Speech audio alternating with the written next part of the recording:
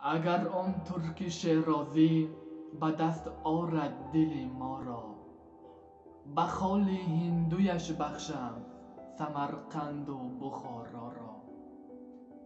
بده ساقی می باقی که در جنت نخواهی یافت، کنار آب رکن آباد دو گل گشتی مصلا را.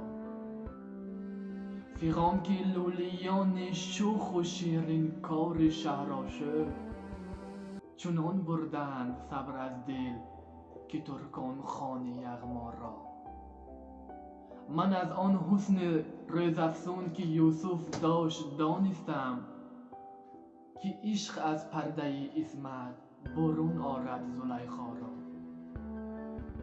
اگر دشنام فرمایی وگر نفرین دعا گویم، جواب تلخ می زیبد لب لعل شکرخا را. نصیحت گوش کن جانا که از جان دوستر دارند، جوانان سعادتمند پند پیر دانا را. حدیث از مطرب می گو و راز دهر کمتر جو، که کس نگشود و نگشاید به حکمت این معما را. غزل گفتی یوسفی بیا و خوش بخوان حافظ، که بر نظم تو افشاند فلک عقد ثریا را. агар дӯстдори панди ҳофиз ҳастед, пас ин озмун барои шумоаст.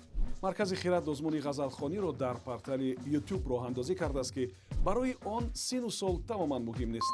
шумо метавонед як ғазали ҳофизро худатон интихоб карда, дар назди дурбини телефон ё камераи худ хонда ба озмун ба хиратбод ирсол намоед.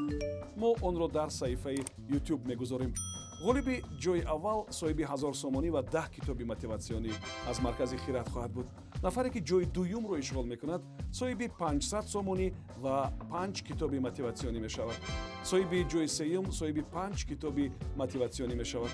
фақат таваҷҷӯҳ кунед ки ғолибонро мо аз рӯи тамошо, аз рӯи коммент ва лайкҳо дар YouTube муайян мекунем. ҷанбасти озмун санаи 20 декабр. метавонед барои маълумоти бештар бо рақами 902 55 02 90 занг бизанед. шитобед ва ҳунари худро бисанҷед. ба ҳамаи шумо барор мехоҳем.